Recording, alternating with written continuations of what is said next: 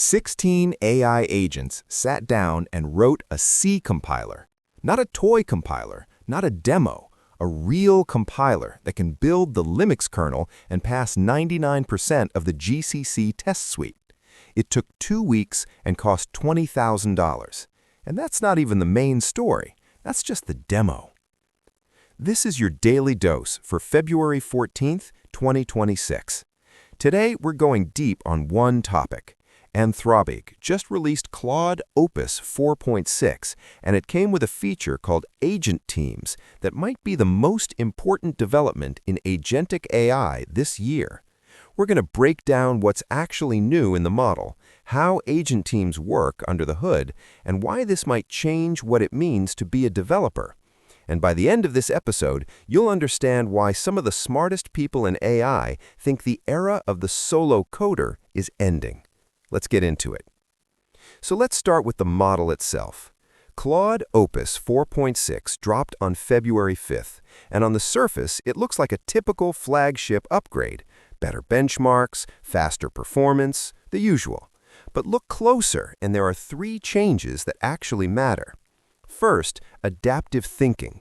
Previous Claude models had extended thinking, where the model would reason through a problem step by step before answering, but you had to turn it on manually and set a token budget. With Opus 4.6, thinking is now adaptive. The model decides on its own how much to think based on contextual clues. Ask it a simple question, it responds quickly. Give it a complex coding problem, it thinks deeply. There are 4 effort levels: low, medium, high, and max. At the default high setting, the model almost always engages its reasoning engine. This sounds like a small change, but it's a big deal for developers. It means you no longer have to guess how much thinking budget to allocate. The model handles it. Second, the 1 million token context window. This is a first for Opus class models. Previous Opus models maxed out at 200,000 tokens. Now you can feed it up to 1 million. And it's not just a bigger window for show. On a benchmark called MRCR version 2, which tests whether a model can actually retrieve information buried deep in massive amounts of text, Opus 4.6 scored 76%. Sonnet 4.5 scored 18.5%. That's a 4 times improvement on the same benchmark, which tells you the architecture changes here are substantial. Third, fast mode. This is a new configuration currently in research preview that makes Opus 4.6 respond up to 2.5 times faster at a premium price point. Same model, same quality, just faster. For developers building real-time applications, this is significant. Now, all of that is impressive, but it's not what has the developer community buzzing. The feature everyone is talking about is agent teams. Here's the concept. In Claude Code, Anthropic's command line coding tool, you could already use subagents. A main agent could spawn a helper to do research or run a test, but those subagents were isolated. They couldn't talk to each other. Every piece of communication had to go through the main agent. Think of a manager who has to relay every single message between team members, painfully slow. Agent Teams removes that bottleneck entirely. With agent teams, a lead agent can spawn multiple independent teammates. Each teammate gets its own full context window. They share a task list with dependencies. They can communicate directly with each other without going through the lead, and they can claim tasks autonomously, finishing one and picking up the next without waiting for instructions. Think of it like upgrading from a solo developer who sometimes asks for help to an actual engineering team with a tech lead, a front-end specialist, a back-end engineer, and a QA tester, all working in parallel. And here's where that compiler story comes back in. Anthropic published a case study where 16 Claude agents worked together across nearly 2,000 sessions to build a C compiler implemented in Rust. They consumed about 2 billion input tokens and 140 million output tokens. The result compiled the Linux 6.9 kernel on x86, ARM, and RISC-V architectures. They used Git-based file locking to coordinate who was editing what, and the whole project cost under $20,000. To put that in perspective, a team of experienced compiler engineers would typically spend months building something at that level of capability. 16 AI agents did it in 14 days. Now, before you get too excited, there are real limitations. Agent teams is still an experimental feature, disabled by default. Each teammate generates its own token costs, so running a team of 4 agents costs roughly 3 to 4 times what a single agent costs. And the permission prompts multiply fast, because each teammate needs approval for file writes and command execution.